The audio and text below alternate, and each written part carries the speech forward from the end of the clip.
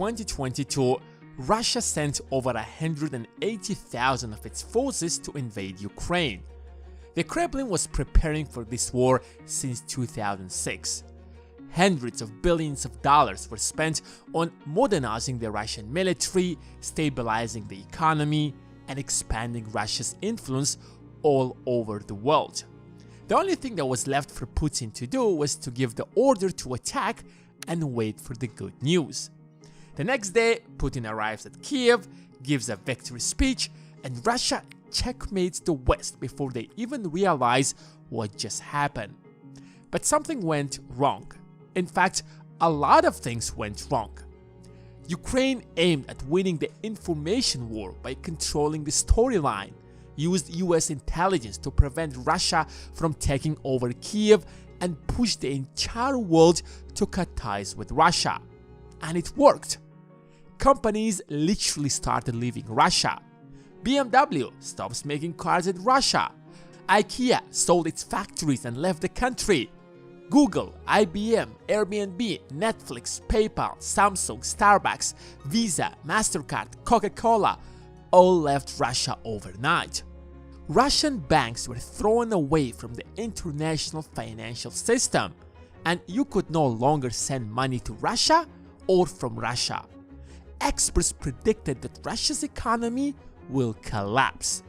That's worse than a depression, leave alone a recession. United States launched a series of financial attacks on the ruble.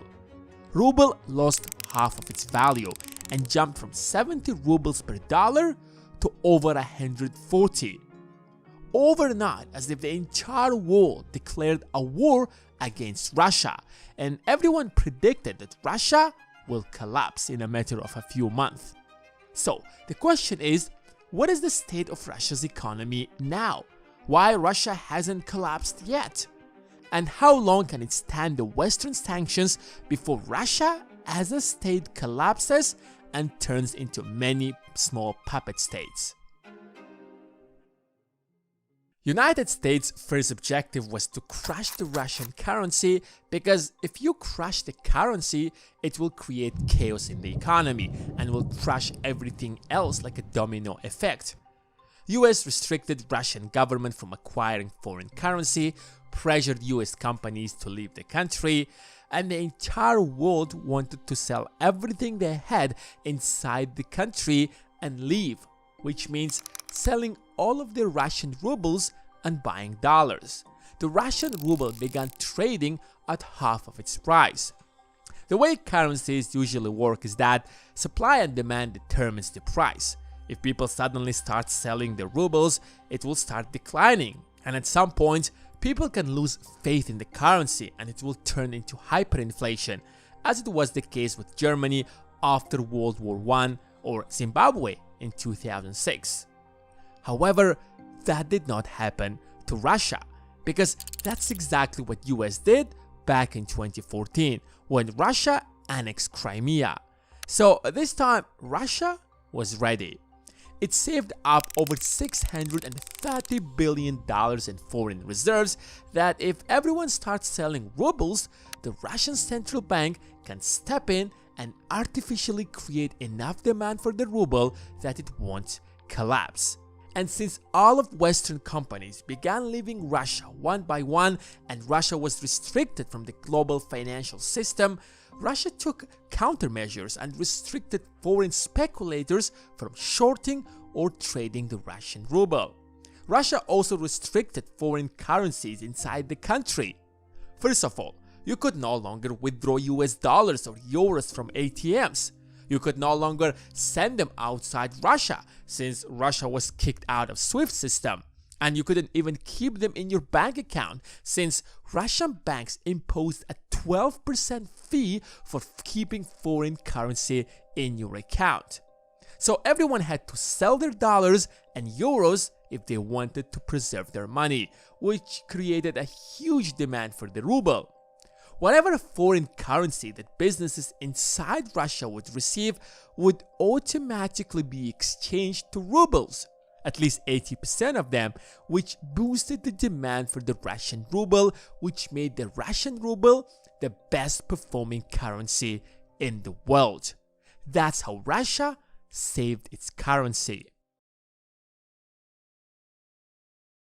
But that was just the beginning, because the worst was yet to come. Russia's invasion of Ukraine is about to make Russia a landlocked country.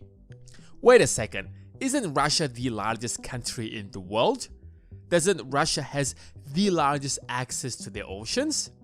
Well, that's both yes and no. Russia's geography is both its strength and weakness. Almost all of Russia's population is located in the western side of the country, so its ports in the east at Vladivostok are worthless, since Vladivostok is a 9-hour flight from Moscow. So delivering everything from Vladivostok to western side of Russia is a nightmare. In fact, the entire region is underdeveloped. It doesn't even have a proper infrastructure. In the north, the situation isn't any better. It's freezing for most of the year and ships can't go through, and there aren't any major cities because the cold weather just makes it unbearable to live there. That's why Peter the Great waged a war against the Swedish Empire to annex St. Petersburg and instantly made it the new capital of Russia. This new city had access to the Baltic Sea, and Russia finally could trade with Europe. But Russia was still at the mercy of Sweden, since it could easily block the Russian ships when crossing the Danish route. It's for this exact reason Russia has always kept a good relationship with Sweden. But as a wise man once said, never put all of your eggs in one basket. That's why Russia began looking for alternative ways to trade with the world. The only option that was left was by crossing the Bosphorus Strait to access the Mediterranean Sea, but it was controlled by the Ottoman Empire. That's why the Russian Empire was in a constant war with the Ottomans. Fast forward to 2022, it is controlled by Turkey, which is a NATO member, which means that Sweden joining NATO literally makes Russia dependent on NATO to have access to the oceans. NATO can now block Russian ships, which will significantly limit Russia's trade, which can cripple the Russian economy. And if Ukraine wins this war, Russia will have to give up Crimea, which will limit Russia's power in the Black Sea, making the largest country in the world landlocked.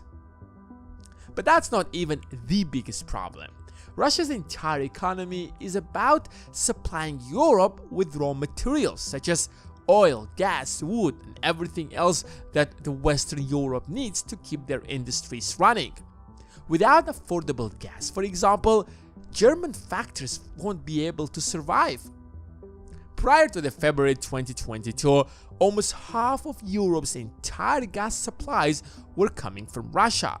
Russia spent dozens of billions of dollars building these pipelines, and now Russia has stopped supplying Europe with gas to pressure Europe to turn against Ukraine. However, it has failed miserably. Europe is now spending billions of dollars to diversify its energy sources and sign a multi-billion-dollar deal with other gas exporting countries such as Qatar, which means that even if the war stops, regardless of who wins the war, Russia will no longer be able to sell its oil and gas to Europe as it did in the past, which will significantly reduce its budget. Of course, it's trying to sell its oil and gas to China and India, but the truth is that they will not replace Europe for two reasons. First of all, China and India don't pay the premium that Europe used to pay for the Russian gas. Secondly, Russia doesn't have the resources to build so many pipelines again to China that it had spent decades building them to Europe. So no matter how the war in Ukraine ends, Russia's economy is doomed.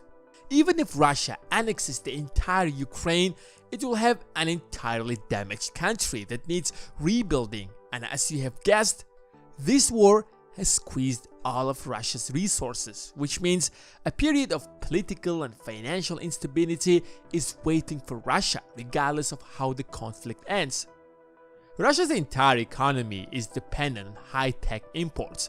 It can't manufacture cars without Western equipment, it can't build planes, it can't produce smartphones or computer chips, it can't build civilian planes. Russia is just becoming more and more dependent on China, since it has no other option. China is buying its oil to fill the government's budget and replacing everything else that Russia now can acquire from the West. It's turning Russia into becoming China's puppet. And most importantly, it lost its image as the second most powerful military in the world.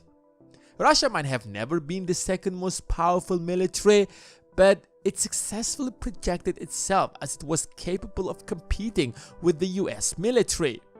However, United States' much more superior weapons pushed many countries to dump Russian weapons and start purchasing US-made weapons. This war will most likely leave Russia with a crippled economy that needs decades and trillions of dollars to bring it back to the pre-war condition, putting an end to Russia's ambitions to ever become a global superpower. Thanks for watching, and see you in the next one.